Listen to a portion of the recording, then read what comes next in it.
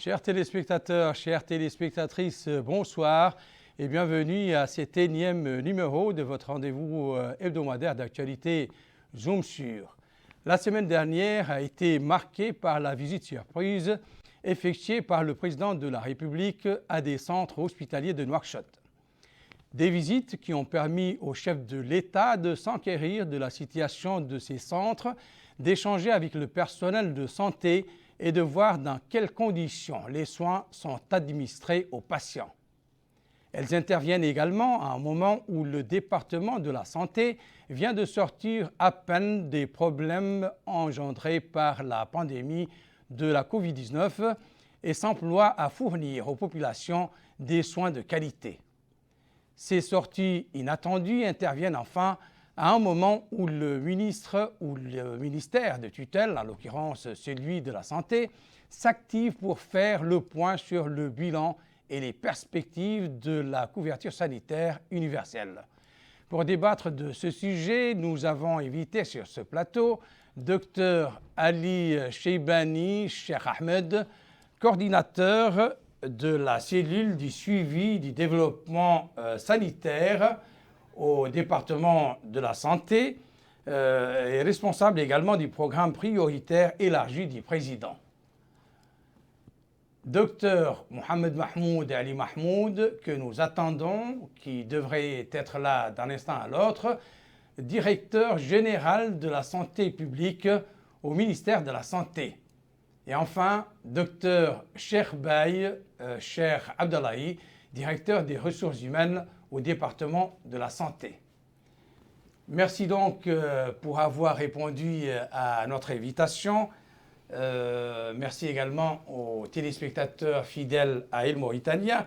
Et pour commencer, quel commentaire suscite pour vous ces visites inopinées du président de la République dans les centres hospitaliers de Nouakchott?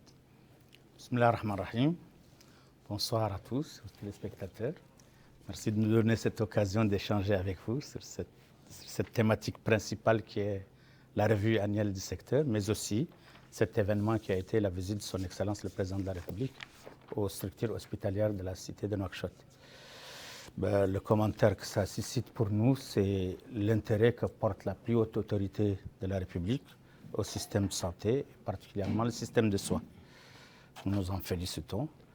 Et cela témoigne effectivement de l'investissement qui a été fait et de l'attente des plus hautes autorités politiques sur le retour de cet investissement par rapport aux services offerts à la population.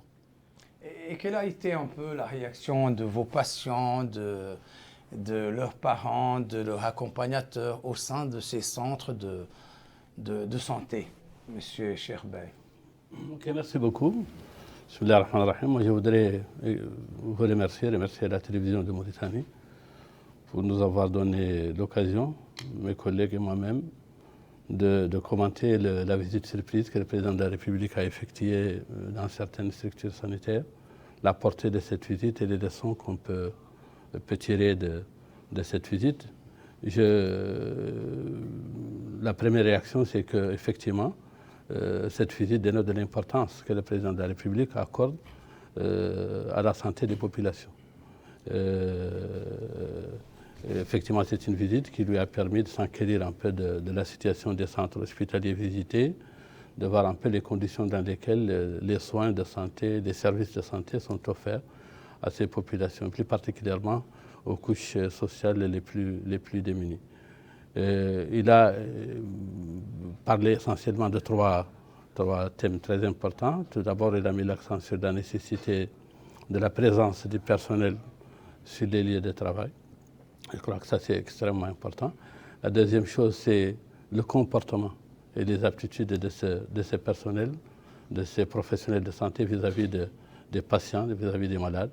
L'importance qu'ils doivent accorder donc aux malades. Et la troisième chose, c'est l'hygiène et la propreté au sein de ces structures sanitaires. Je pense que c'est extrêmement important et effectivement, cela dénote effectivement de l'importance que la plus haute autorité, comme l'a dit tout à l'heure Ali, accorde au système de santé, mais aussi à la santé des populations en particulier les populations les plus pauvres, les plus démunies et les couches fragiles de notre population. Que signifient ces visites inattendues, ces visites inopinées à la fin du mandat du président de la République, puisqu'il est quand même en fin de parcours pour ce mandat? Est-ce que ça a une signification particulière pour les hommes, les médecins que vous êtes, pour les intellectuels que vous êtes également? Donc, comme j'ai eu à le souligner tantôt, le sentiment que ça me donne, c'est que nous sommes en attente d'avoir un retour d'investissement de ce qui a été fait jusqu'à présent dans ce secteur. Et le meilleur indicateur, ce sont ces quatre indicateurs traceurs que sont la présence des effectifs au moment souhaité, l'empathie et la qualité de prise en charge qu'il faut pour répondre à la demande de ces personnes demandant le soin auprès des structures de santé, mais surtout cette note assez importante et qui nous touche particulièrement, qui est cet accent mis sur la prévention, le contrôle d'infection, les mesures d'hygiène, qui nous ont permis de sortir de la Covid, mais qui apparemment n'ont pas été maintenues à juste mesure pour pouvoir en faire une habitude et une qualité de soins. Je crois qu'on en prend conscience et il va falloir maintenant le rendre effectif dans les plans de travail de toutes les structures. Moi, je pense aussi que le secteur de la santé est un secteur stratégique, c'est un secteur social, au même titre que l'éducation, et que donc tout ce qui se rapporte à l'aspect social revêt une importance particulière pour le président de la République. Il faut souligner ici que le mandat, nous sommes quand même à la fin de la quatrième année du mandat du président de la République, et que ce mandat est un mandat social. En fait, il y a beaucoup de réalisations, mais le plus important, c'est dans le domaine social. Et je crois que la visite du président de la République vient confirmer davantage l'importance qu'il accorde aux secteurs sociaux et plus particulièrement au secteur de la santé, parce que quand même la santé des citoyens est la plus importante. Et donc je pense qu'il faut la situer aussi par rapport à l'importance qu'il accorde au volet social et donc à ces deux secteurs, le secteur de la santé et le secteur de l'éducation, qui sont des secteurs donc, sociaux par excellence. Venons-en à présent à la revue annuelle du secteur de la santé pour l'année 2023. Quels sont les objectifs de cette revue? Cette revue vient comme première revue annuelle du Plan national de développement sanitaire de 2022 à 2030. Nous avons un petit peu ralenti la fréquence de ces revues à cause de la pandémie. On les reprend. Celle-ci devient donc la première qui acte ce PNDS 2022-2030. Elle avait pour objectif de faire le bilan des plans opérationnels annuels de 2022, ceux du premier semestre 2023, en tirer les enseignements et mettre des focus particuliers sur des thématiques principales comme l'information sanitaire, comme les ressources humaines, mais aussi de partager avec les niveaux périphériques et les niveaux intermédiaires que sont les directions régionales, les stratégies et politiques qu'entame le secteur maintenant pour faire sa transformation attendue de ces plans de développement pluriannuels. Je pense que la revue annuelle est une occasion d'évaluer un peu l'action gouvernementale dans le domaine de la santé. Et je voudrais faire un petit commentaire par rapport à cette revue. En réalité, quand on parle de la revue, on parle de beaucoup de choses à la fois. On parle de la stratégie globale du ministère de la Santé dans tous les domaines. Et la mission principale du ministère de la Santé, effectivement, c'est d'offrir des soins et des services de qualité à la population. Ces soins de qualité et ces services de qualité dépendent d'un certain nombre de facteurs. Dépendent des ressources humaines, bien évidemment, parce qu'il faut avoir des ressources humaines qualifiées et suffisantes pour être déployées dans toutes les structures sanitaires du pays. Et ça demande aussi des médicaments de qualité, des médicaments disponibles et de qualité. Ça demande des équipements aussi. et des infrastructures. Et ça demande une bonne gouvernance des moyens financiers et matériels mis à la disposition des départements et des structures sanitaires décentralisées. Et ça demande aussi un accès géographique à ces soins, à ces services, et un accès financier, c'est-à-dire un accès géographique, une proximité de ces structures sanitaires de la population, et un accès financier, c'est-à-dire la possibilité donnée aux citoyens de pouvoir profiter de ces soins et de ces services. Donc, il faut que les soins et les services soient disponibles, mais soient abordables en termes de tarifs. Et je crois que c'est ça la stratégie. En fait, la stratégie du ministère de la Santé, c'est de travailler sur tous les axes, ces dimensions. Et la revue a permis d'évaluer un peu l'action du ministère de la Santé dans tous les actes, de tirer des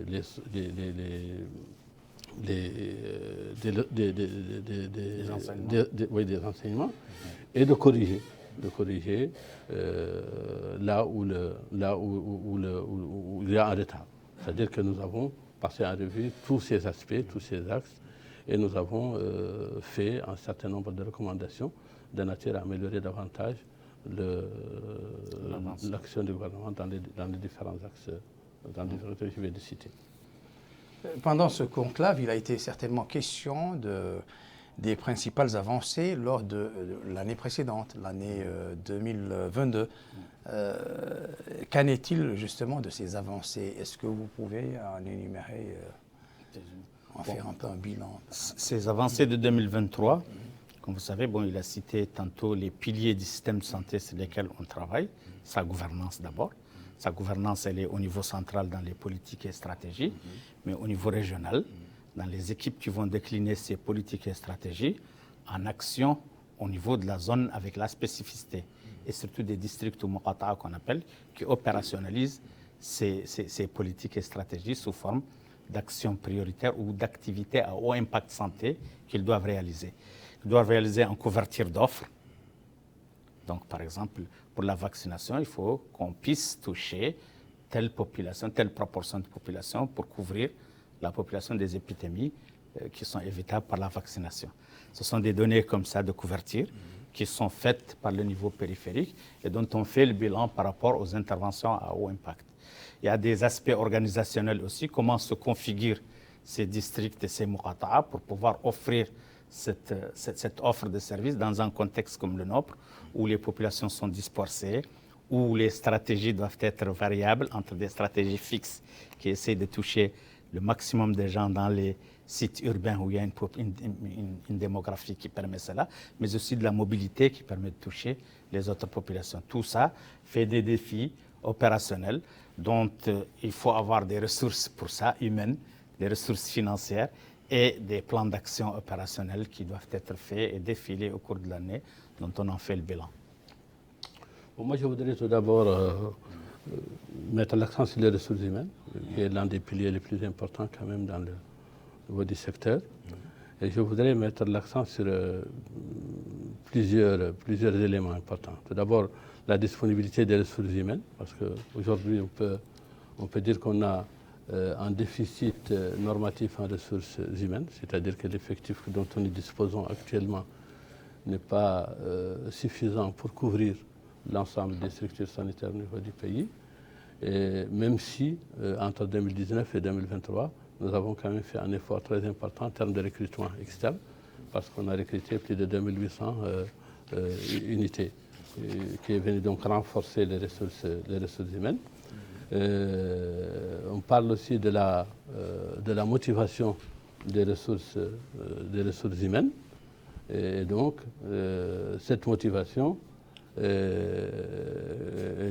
effort aussi a été fait dans le domaine de la motivation, parce qu'il y a eu cette augmentation des salaires de 100%, une augmentation qui s'est opérée un peu sur les 3 années, en 2021, en 2022 et en 2023, à raison de 30% et 40%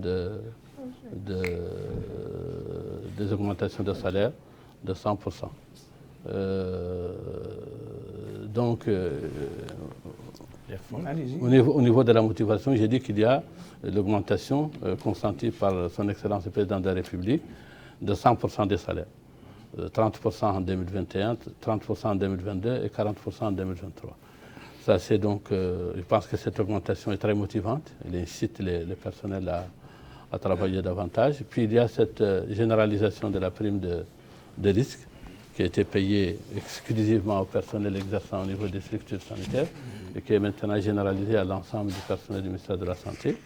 Et puis il y a une nette amélioration des primes de garde et d'astreinte, en plus de la motivation qui est payée par les structures sanitaires sur les recettes propres qu'elles génèrent. Je crois que c'est un ensemble de motivations qui doivent normalement inciter les personnels à travailler davantage. Et je ne reviens pas à la visite du Président de la République dans ce sens, parce qu'avec toutes ces incitations et avec toutes ces motivations, le personnel quand même doit être présent sur les lieux de travail et il doit se comporter correctement avec les patients. Il doit accorder une attention particulière aux patients et plus particulièrement aux couches les plus démunies et les plus pauvres. Je crois qu'il faut situer ici la visite aussi dans ce cadre. C'est de rappeler un peu toutes ces mesures de motivation et d'incitation prises au profit du personnel de la santé et la nécessité que le personnel lui-même se comporte correctement et qu'il soit plus assidu sur les lieux de travail. Je crois que tout cela a été évalué au cours de la revue et un certain nombre de recommandations ont été faites et nous pensons que ces recommandations, si elles sont prises en compte, vont certainement améliorer davantage la situation des ressources humaines du ministère de la Santé. Bon, pour les autres aspects, certainement Ali. Lors de cette revue également, Madame la ministre a appelé tous les acteurs nationaux et internationaux à fournir des efforts concertés, à renforcer le partenariat avec la société civile. Pourquoi cet appel pour associer la société civile? Parce que, bon, comme vous devez le savoir, la santé est l'affaire de tous. Le ministère de la Santé n'est, par sa technicité et ce qu'il fait, que peut-être le dernier maillon dans sa dimension offre de soins, qui est celle qui saute aux yeux de tout le monde. Mais pour tout ce qui est préventif, tout ce qui est environnement favorable à la santé, c'est toute la société qui doit être engagée et la société civile a un rôle à jouer prépondérant. Donc effectivement, l'appel qu'a fait son Excellence Madame la ministre pour les solliciter est un appel légitime et sur lequel on compte surtout pour l'avenir de ce PNDS, de pouvoir être plus associant de la société civile, mais aussi d'être dans un climat de travail avec nos partenaires techniques et financiers, avec plus de redevabilité et plus de suivi qui nous permettent d'atteindre les résultats escomptés. Mais si on devait énumérer des défis auxquels sont confrontés aujourd'hui, êtes-vous d'abord satisfait de la formation de votre personnel? Est-ce qu'il est à même d'abattre le volume de travail qu'il faut, aussi bien au niveau de Nouakchott qu'au niveau de vos centres de l'intérieur? Qu'en est-il justement vous avez parlé de la motivation, mais est-ce que vous avez suffisamment de personnes et de ressources humaines pour faire ce travail? Nous avons plusieurs défis au niveau des ressources humaines. Tout d'abord, on a un défi des effectifs, c'est-à-dire que les effectifs du ministère de la Santé sont en deçà des besoins normatifs en ressources humaines. Et un effort a été fait, effectivement, entre 2019 et 2023, qui a contribué à résorber un peu les déficits en ressources humaines, avec le recrutement de plus de 2800 unités. Mais il y a toujours un gap qu'il faut continuer à résorber à coup de recrutement externe annuel. Et là, je vais dire que nous sommes très proches quand même de réaliser l'indicateur qui figure d'ailleurs dans les engagements du président de la République, c'est-à-dire 23,7 professionnels de santé pour 10 000 habitants. Nous sommes à 21,8 et je pense que le recrutement qui est prévu en 2023, s'il se réalise, on peut atteindre l'objectif et l'engagement fixé par le président de la République. Donc on a un déficit au niveau des effectifs, on a un déficit aussi au niveau du redéploiement du personnel, parce qu'on a toujours des concentrations du personnel au niveau de Nouakchott par rapport à l'intérieur du pays. Et même à l'intérieur du pays, on a des concentrations du personnel dans les chefs-lieux de région par rapport aux centres de santé, aux postes de santé les plus reculés. Au niveau de la formation, bien évidemment, c'est un défi. Mais nous avons quand même engagé un processus d'amélioration de la qualité de formation au niveau des écoles de santé publique, parce que nous avons élaboré des référentiels d'accréditation, des référentiels d'évaluation des établissements, un référentiel institutionnel et un référentiel des programmes. Le référentiel institutionnel, c'est par rapport à la gouvernance, un certain nombre d'indicateurs qui permettent aux écoles de pouvoir dispenser une formation de qualité, en termes de professeurs, en termes de laboratoires, en termes de système d'évaluation. Et un autre référentiel pour la formation, c'est-à-dire se poser la question, est-ce que la formation dispensée dans les écoles de santé répond aux besoins des utilisateurs potentiels, et plus particulièrement du ministère de la Santé. Bon, ça c'est des référentiels. Nous avons également révisé les programmes de formation de personnel paramédical, c'est-à-dire des sages-femmes, des IDE, des techniciens supérieurs, toutes filières, toutes spécialités confondues, pour les approcher davantage du besoin des structures utilisatrices des produits des écoles. Ça, c'est pour le personnel paramédical qui est formé au niveau des écoles de santé publique. Nous avons également une bonne coordination avec la faculté de médecine, qui ne dépend pas du ministère de la Santé, mais qui forme pour les besoins du ministère de la Santé, et qui forme essentiellement les résidents, ce qu'on appelle les résidents, c'est-à-dire les médecins généralistes en formation de spécialisation. Et nous avons actuellement plus de 500 fonctionnaires qui font une formation de spécialisation au niveau de la faculté de médecine. En plus des médecins généralistes qui sont en formation aussi à l'étranger, au nombre de 150. Et donc, il y a cet effort effectivement d'améliorer la qualité de la formation. Et nous pensons également à mettre les sortants des écoles en stage dans des structures de référence avant qu'ils ne soient affectés dans les lieux de travail. C'est pour compléter un peu la formation et c'est pour renforcer l'aspect pratique de la formation de nos... Donc, mais malgré tout ça, il y a toujours un défi aussi de qualité qu'il faut continuer à résoudre. Par rapport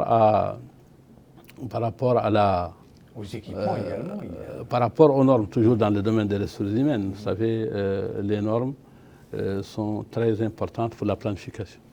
Parce que quand on norme les ressources humaines, c'est-à-dire quand on détermine l'effectif à recruter par type de structure, ça nous permet facilement de dégager les besoins.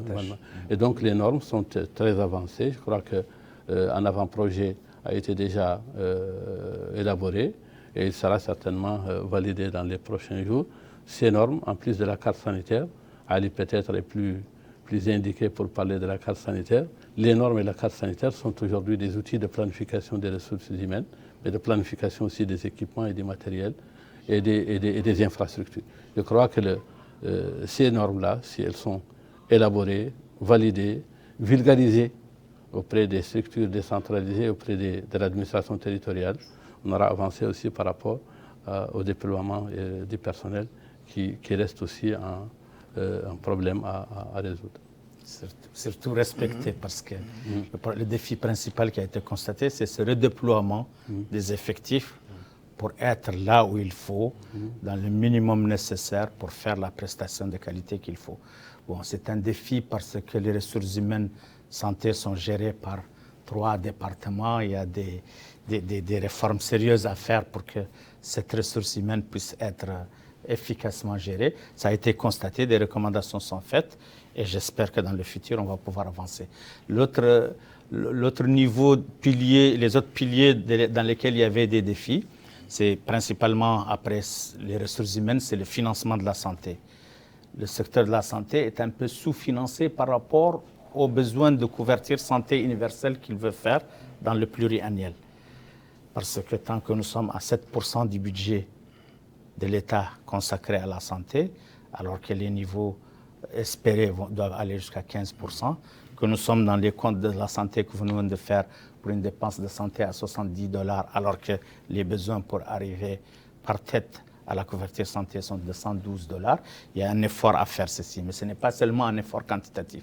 Il y a un effort aussi d'allocation plus stratégique de ces ressources, qu'on les oriente plus vers les soins de santé primaires, qu'on définisse ce qui est essentiel pour nous et qui doit être fait un peu partout et qui doit couvrir 80% de nos besoins dans lesquels on doit investir pour soulager nos hôpitaux de cette pression qui est sur eux et qui n'arrive pas à leur permettre de faire de la qualité.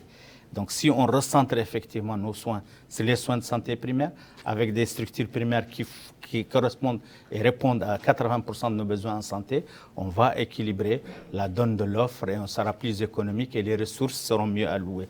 C'est ce qu'on appelle un petit peu être plus stratégique dans l'allocation de ces ressources.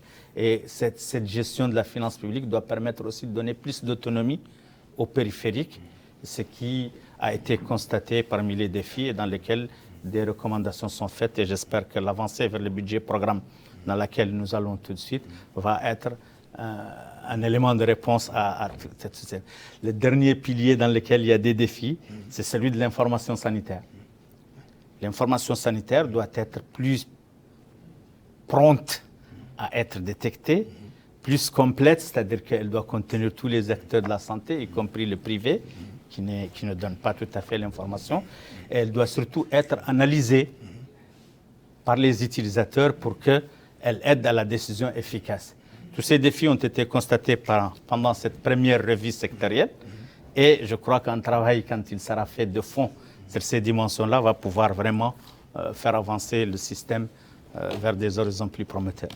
J'espère donc, là on a parlé des ressources humaines, on a parlé de la formation du personnel, mais il y a également les équipements dont disposent les secteurs.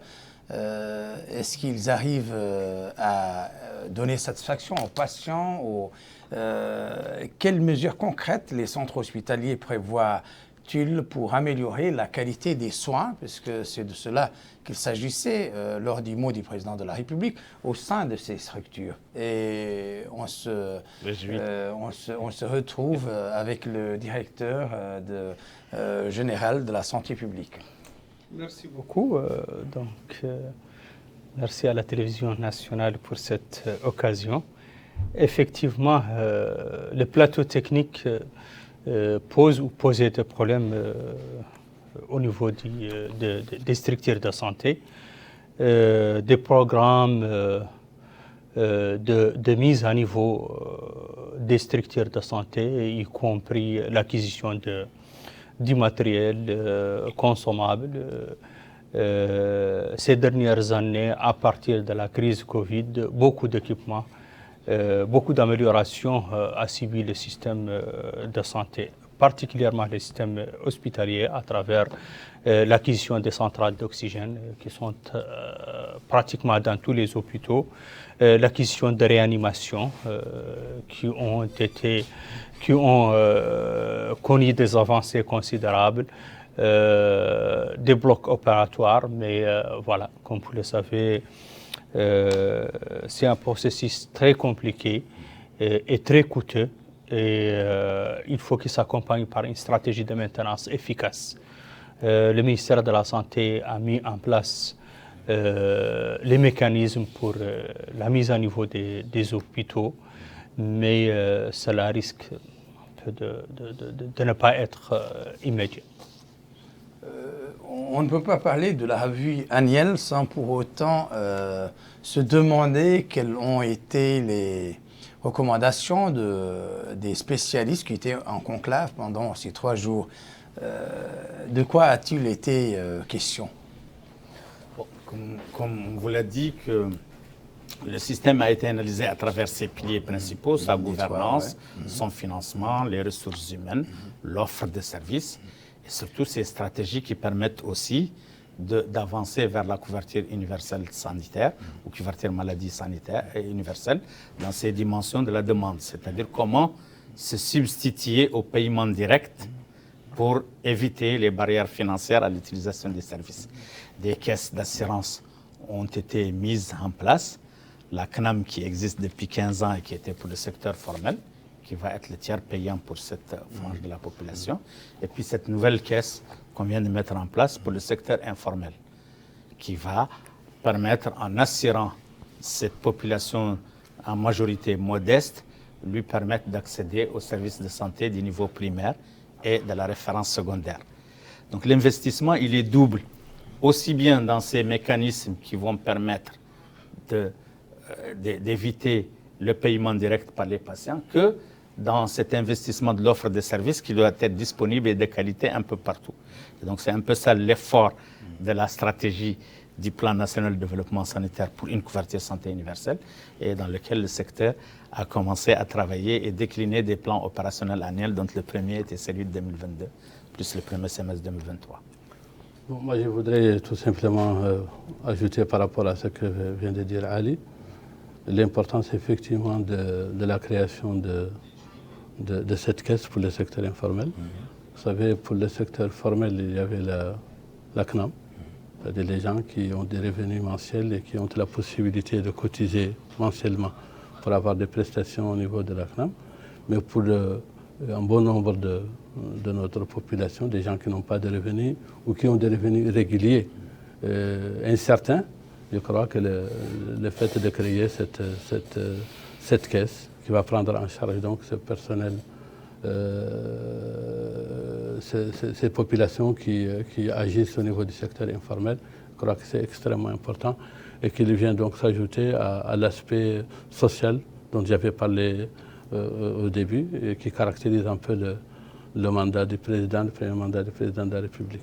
Et qu'il a mis l'accent sur l'aspect purement social et que beaucoup de choses ont été faites dans le domaine de la santé dans ce volet social. Certainement, il y a la gratuité des transports, des urgences, de la réanimation, mais il y a aussi effectivement la possibilité qui est donnée à ces populations qui n'ont pas de revenus et ces couches sociales de pouvoir donc avoir une assurance maladie. Je pense que c'est extrêmement important de le souligner. C'est beaucoup. Okay. Moi aussi, à mon tour, je pense que sans une assurance, une couverture universelle, on ne peut pas arriver à mettre à niveau le système de santé sans financement, parce que le cœur, le nerf de la guerre, c'est le financement du système de santé. Donc il est financé actuellement partiellement par l'État à travers bien sûr les différentes subventions, par l'assurance maladie qui existe actuellement et qui couvre à peine 30% de la population. Donc, elle a presque triplé dans les 3 dernières années, mais elle reste toujours à un niveau de 30%. Si on n'arrive pas à couvrir avec l'assurance, les différentes assurances maladie, 70 à 80%, on ne peut pas arriver à un équilibre financier pour le système de santé. Donc cette nouvelle assurance de solidarité va venir s'ajouter à l'assurance qui existe déjà et qui est plus adaptée avec les couches sociales les plus modestes. Cette assurance, nous sommes en parallèle au démarrage de cette assurance parce qu'elle ne peut pas réussir sans avoir une offre de services valable. Donc on est en train de rehausser l'offre de services pour satisfaire les usagers, les futurs usagers des assurances maladie, pour encourager davantage l'inscription dans ces assurances.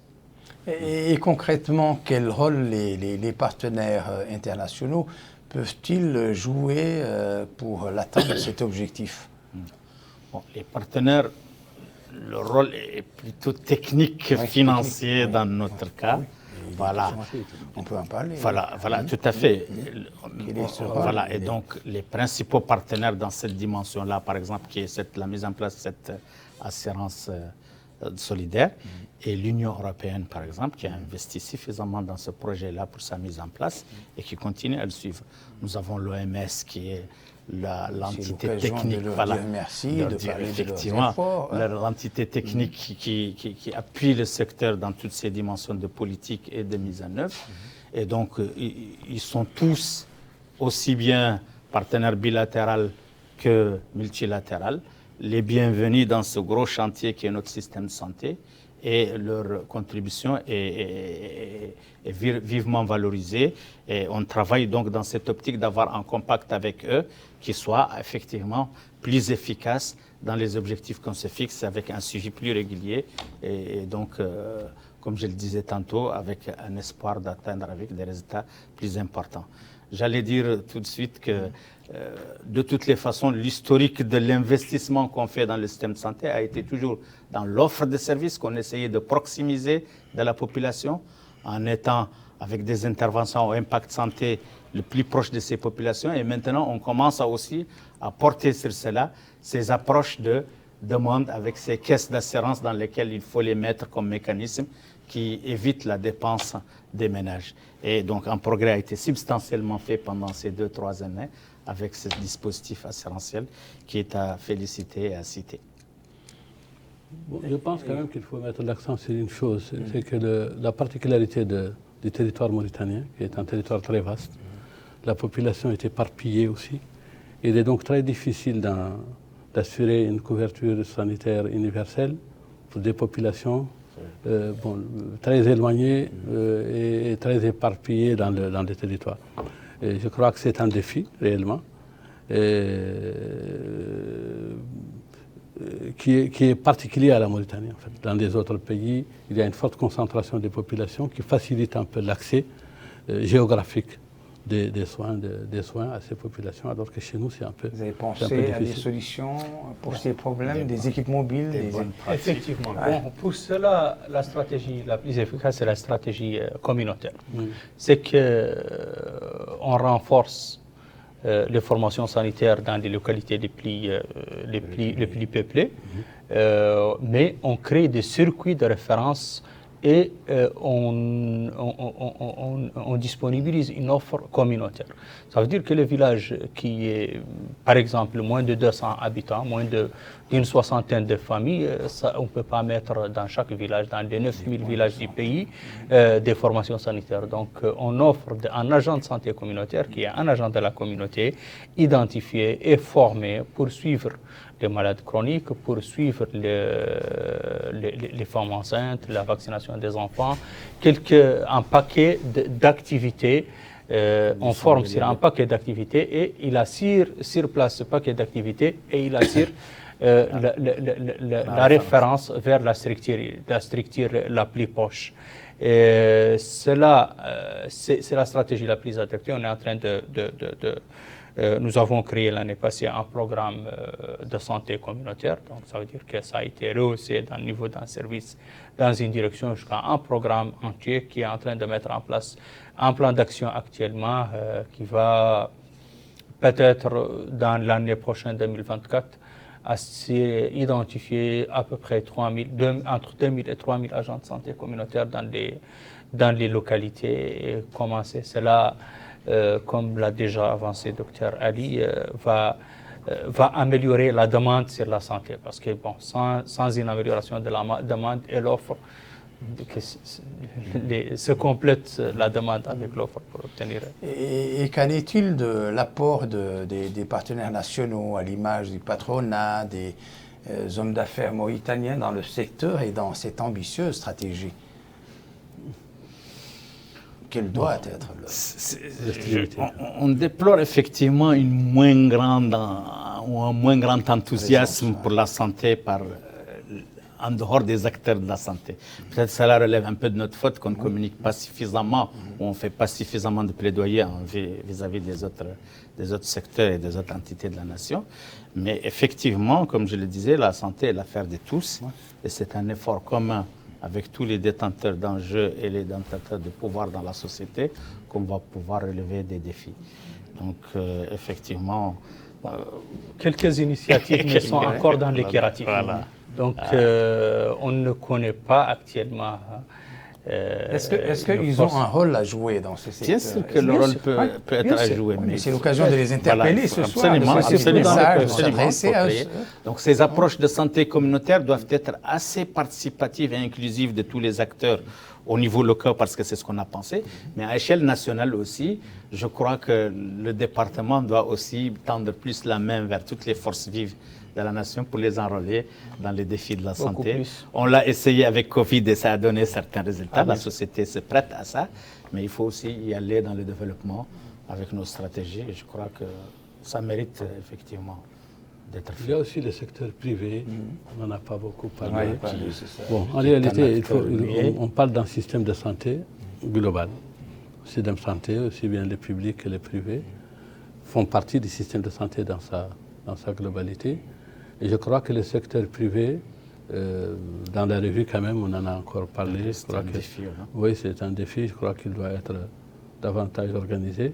Peut-être le directeur général de la santé publique peut donner davantage d'éclaircissements par rapport à ça. On ne peut pas parler de la politique du département dans la santé publique sans pour autant parler de cet aspect privé, les cliniques qui sont là. Est-ce qu'il y a un suivi? Est-ce qu'il y a un contrôle? Il faut quand même qu'on sache. Et il n'y a pas mieux que le responsable de la DGSP pour en parler. Bon. Public, c'est plutôt le privé. Mais bon, dans la régulation, il y a eu beaucoup d'avancées qui ont été obtenues dans les années 2020 et 2021 en matière de régulation. Mais ce qui a été visible dans la revue, c'est beaucoup plus par rapport à la surveillance épidémiologique et l'information sanitaire. Vous n'avez aucune tutelle sur la direction politiquement, si. Mais bon, le système privé, il est beaucoup plus dans l'autre direction générale qui est la direction de régulation de la planification. Donc, nous avons la partie agrément et autorisation dans la DMH, mais beaucoup plus les dossiers de réforme, de régulation sont logés chez l'autre direction. Mais il y a aussi un aspect important qui a été discuté dans la revue, c'est l'aspect de l'information sanitaire. Actuellement, on commence à former, à identifier des points focaux dans les structures privées, dans les plus grandes cliniques, pour qu'on les enrôle dans le système d'information sanitaire et le système d'information épidémiologique. Donc, c'est devenu une nécessité après Covid. Donc, la collaboration a été très bien faite avec les cliniques privées dans la période Covid, en les dotant des intrants nécessaires pour la prévention et la prise en charge de Covid, et en même temps en recueillant les informations sanitaires et en insérant la surveillance dans le privé. Ça a permis de faire une première. Maintenant, ce qui a été constaté dans cette revue, effectivement, que c'est un défi que le privé qui commence à avoir une ampleur d'activité assez importante, surtout en urbain, soit un peu notifié dans notre système d'information. Donc, il a été recommandé de le réguler effectivement correctement pour qu'il soit un privé complémentaire au public et non concurrentiel au public, et surtout qui aussi contribue dans la politique de santé, dans la réalisation des objectifs de santé comme acteur principal, et que le ministère doit aussi soutenir et suivre pour qu'il soit dans un développement effectivement complémentaire. Qu'est-ce que le département attend également de la société civile, puisqu'en matière de sensibilisation, est-ce qu'elle est associée? Quel est l'apport de la société civile au sein de cette stratégie? Qu'en est-il? Qu'est-ce que les recommandations ont mis en lumière par rapport à la société civile? Est-ce qu'elle est sollicitée? Est-ce qu'on attend d'elle? Tout à fait. Dans cette dimension de sensibilisation, ça l'a toujours été. On considère que l'éducation pour la santé est une offre de services vers la population pour qu'elle adopte des comportements favorables à la santé. On a toujours travaillé avec la société civile dans ce champ-là. Mais ce n'est pas que le seul champ dans lequel elle peut être active. Elle peut l'être dans toutes les autres dimensions du système de santé, dans sa gouvernance, dans son financement, dans les ressources humaines et dans le privé qui est en train d'exister. Le privé à but non lucratif peut être aussi un pilier de santé publique assez important. Et tout ça, ça doit être effectivement, le PNDS a un axe un sous-axe stratégique qui est le partenariat public-privé, dans lequel des recommandations sont faites et doivent être faites, dans cette optique, effectivement, de l'associer en complémentarité. Et effectivement, la société civile a été associée dans la revue. Plusieurs départements du ministère travaillent déjà en étroite collaboration avec la société civile, avec les ONG nationales et internationales, en particulier dans le domaine de la nutrition, dans le domaine de la vaccination, de l'éducation pour la santé, dans plusieurs domaines, on associe déjà la société civile et elle exécute même des financements du ministère de la Santé et de ses partenaires. On les fait passer par la société civile pour encourager l'approche communautaire. Je pense que pour la sensibilisation, c'est clair. C'est déjà été toujours le cas. Mais il faut dire que les partenaires techniques et financiers aussi, je ne dis pas qu'ils exigent, mais ils veulent quand même que la société civile soit associée dans les financements qu'ils accordent. Et cela permet une plus grande transparence dans la gestion des moyens offerts par les partenaires techniques. Donc le ministère de la Santé lui-même, il est ouvert à la société civile. Il veut qu'elle contribue dans la sensibilisation, dans les orientations en général, et qu'elle donne aussi son point de vue par rapport à un certain nombre d'activités qui touchent la population. Donc c'est ouvert et le ministère de la Santé est tout à fait disposé à les associer davantage dans toutes ces activités, et particulièrement dans l'activité de sensibilisation, d'orientation, d'explication. Je crois que elle a un rôle à jouer dans ce sens. Indépendamment des structures et des points de santé au niveau régional, est-ce que votre direction organise parfois des caravanes qui sillonnent, on le sait, les coins qui sont les confins de la Mauritanie? Donc, le ministère de la Santé organise des grandes caravanes dans certaines occasions à travers le programme de santé communautaire et de santé mobile. Nous avons et nous sommes en train d'acquérir des cliniques mobiles.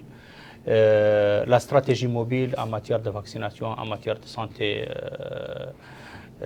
maternelle et d'autres interventions de la prévention, elle est indispensable parce que vu le vaste territoire, la faible densité et les zones non couvertes par les services de santé, il est indispensable de faire la santé mobile. À part ça, le ministère encourage et appuie beaucoup d'ONG nationales, d'associations de médecins, d'associations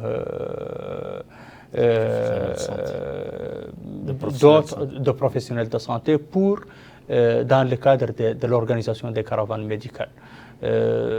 Presque tous les week-ends, on signe des autorisations, on appuie aussi. En appui, et les directions régionales sont disponibles pour appuyer, que ce soit en matière d'organisation ou en matière même de financement d'appui financier de ces caravanes médicales qui ont un rôle important dans les préventifs, dans la sensibilisation et surtout en orientant les actions, les activités vers un paquet qui améliore réellement l'offre de services dans notre population. Lors de ces visites du président dans les centres hospitaliers, il est question d'acheter des équipements pour ces structures. Il était question de quoi? Effectivement. Puisqu'on a vu un peu au petit écran le responsable de l'hôpital des spécialités effectivement, faire un véritable plaidoyer devant le président de la République. On se demandait qu'est-ce qui ne va pas. Effectivement, il y a eu peut-être des retards dans l'exécution de certains. Et puis, sur place, les médecins toujours suggèrent et demandent ils ont le souci de ce qui va vraiment mettre au point, parce que la médecine avance tous les jours et les équipements, il y a toujours des équipements nouveaux et les médecins veulent toujours acquérir des équipements. Il y a eu des instructions qui ont été données et il y a eu du matériel effectivement et des réhabilitations qui ont été entamées tout de suite pour exécuter les instructions de son Excellence le Président de la République. Il faut reconnaître aussi que le directeur de cet hôpital se fait l'avocat d'un investissement assez ambitieux de vouloir transformer cette structure-là en pôle de la tête et du cou dans ce secteur urbain de Nouakchott. Et donc il veut que son hôpital ait un service d'accueil pour la neurologie, pour les maladies mentales, assez performant dans lequel depuis quelques années il s'investit. Le programme prioritaire élargi du président lui a permis d'acquérir certains équipements et il est au stade terminal de collecter les derniers appareils pour faire fonctionner son chantier. On l'en félicite et c'est le moindre mal qu'on le souhaite, c'est d'avoir eu la visite du président de la République qui lui a permis d'obtenir cette dernière doléance et on espère vraiment que ce pôle hospitalier soit un acquis pour Nouakchott et on le voir vraiment. Le président actif. a même demandé à ce qu'il soit un centre de référence. Oui, bien sûr. Je crois quand même qu'il y a une chose, il y a la disponibilité des médicaments, il y a la disponibilité des équipements, il y a la disponibilité des ressources humaines. Ça, c'est la première phase. Et puis la deuxième, c'est la qualité. Parce qu'on ne peut pas travailler à la fois sur la disponibilité et la qualité. Donc, ce qui explique que souvent, dans certains établissements sanitaires, on n'a pas tout. On n'a pas tout. Et on cherche à améliorer davantage les services, à acquérir des équipements, à avoir un personnel suffisant en termes quantitatifs et qualitatifs. Mais je crois que c'est un programme qui fait qu'il faut peut-être privilégier certaines structures parce qu'elles couvrent des populations très importantes que d'autres qui couvrent des populations qui ne sont pas très importantes. Et donc, il faut prioriser. En réalité, il faut prioriser. Je pense effectivement que l'hôpital des spécialités est un hôpital très important et qu'il est effectivement situé dans une zone aussi très, très importante. Il est tout à fait légitime que le directeur demande à ce qu'il soit équipé. Et je crois qu'il y a aussi des priorités qu'il faut prendre en considération dans ce sens. Pour répondre aussi à cette opportunité d'améliorer la qualité comme il est souhaité, et surtout après des visites de haut niveau comme ça, ce que recommande le département, c'est que chaque hôpital ait un plan de développement pluriannuel dans lequel les dimensions de qualité sont prises en compte et surtout déclinées en plan opérationnel annuel qu'on peut suivre avec lui pour voir ses performances. C'est ce que recommande la revue de façon très claire, qu'à partir de cette année, on soit dans cette logique-là de la vision pluriannuelle, de sa déclinaison annuelle en plan d'action, qu'on peut suivre ces des indicateurs de performance clairs et qu'on soit dans cette logique-là de performance et de résultats. En plus de ça aussi, il y a les projets d'établissement. Actuellement, chacun de ces hôpitaux a son projet d'établissement qui inclut cette vision pluriannuelle et qui inclut un plan de développement pluriannuel. Tant mieux. Donc, le temps imparti à l'émission touche à sa fin et on a pour habitude de donner à nos invités un dernier mot avant de clôturer. Et le mot, c'est que effectivement, le travail dans la santé est un travail de longue haleine qui doit être fait avec modestie et sérieux. L'appel que nous a fait le président de la République est un appel qui nous touche dans nos consciences et dans nos cœurs. Et j'espère qu'on va tous essayer de relever tous ces défis-là pour le bénéfice de notre système de santé et de nos populations. Les défis, nous avons beaucoup de défis. Nous sommes en train d'affronter ces défis. Je crois que les ressources humaines, le plateau technique, l'organisation du système de santé, beaucoup de réformes qui ont été entamées, mais le ministère de la Santé travaille d'arrache-pied pour arriver à mettre ensemble tout cela pour le bien de la population mauritanienne. Bon, moi, je rejoins mes deux collègues. En fait, nous avons parlé des piliers du système de la santé. Nous avons des défis dans les différents piliers de santé. Et je crois qu'il y a la volonté au niveau du ministère de la Santé, au plus haut niveau, de relever les défis, d'aller à l'avant et de faire le maximum. Bon, il y a une chose qu'il faut quand même prendre en considération, c'est que les départements, les ressources en général, pas seulement les ressources humaines, mais aussi les ressources financières et matérielles, sont gérées par deux départements. C'est-à-dire qu'aujourd'hui, pour disposer d'un personnel, pour disposer des équipements, d'un équipement, ou pour disposer d'une infrastructure, il faut quand même l'aval du ministère des Finances, il faut l'accord du ministère des Finances. Et donc, il y a cette contrainte qui fait que le ministère de la Santé a toujours parfois des difficultés pour pouvoir réaliser ses objectifs et pour pouvoir aller à l'avant. Je crois que c'est un défi aussi. Je crois que la solution, c'est de mettre à la disposition du ministère de la Santé les ressources dont il a besoin pour pouvoir réaliser les objectifs qu'il s'est fixés. J'espère que vos collègues des finances on espère que le budget programme puisse être une opportunité pour ça. On l'espère bien. Donc, merci pour avoir accepté notre invitation. Merci également à nos téléspectateurs, téléspectatrices, à toutes les équipes de El Mauritania. Merci donc à nos invités. Il s'agit de Dr Ali Cheibani, Cheikh Ahmed, coordinateur de la cellule du suivi de développement sanitaire. Merci.